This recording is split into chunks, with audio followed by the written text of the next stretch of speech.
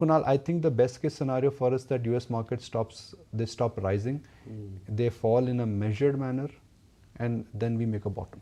Yeah, that's a very good possibility. I think that could be a good outcome. That could be a very good outcome, and I think some of the factors are starting to play out. Like dollar indexes start to just ebb off. I'm not saying sharp correction, but some ebbing off on dollar index, minor retracements which are happening on the global indices, Dow specifically, Nasdaq, S&P.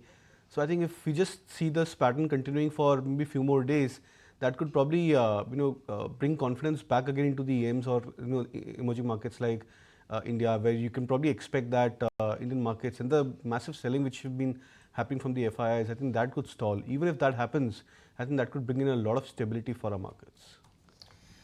Okay, but are we in for a bounce today? Doesn't seem like the case. But in the interim though, Kunal, it seems like the poison is not quite out of the system, right? It will take some more time.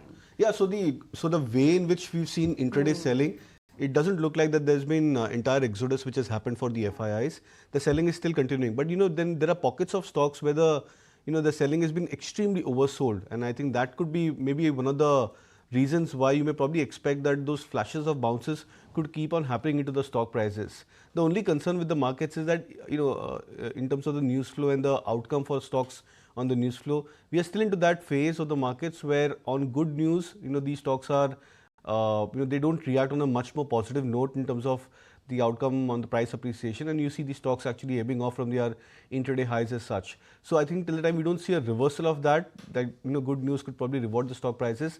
That could probably be a point where the markets would keep on going into that high volatile phase. But I think eventually what would happen is that when indicators get into a deep oversold territory, and when the prices start to get back into a very strong support point, that's a zone to actually start taking some bit of risk. I think for some of the stocks, individual sectors, I think we've sort of reached that particular point. Where have you reached that point? When you say that it's time to start taking risk, what is bombed out? What is oversold? Where do you think a bounce is around the corner? So as a sector, FMCG of course is one of the top names over there, because Britannia, HUL, I think there's one more, three of the charts which I was looking at. I think all of these three stocks have gone through a very sharp sell-off. It's almost like a 30 to 35% correction for FMCG in a span of 4 months. And these are not regular corrections you see for the FMCG stocks. And after that correction, these stocks have spent almost 1 or 2 months going sideways. Indicators are deeply oversold for these stocks, and that's where I would believe that there could be a first instance of a bottom formation.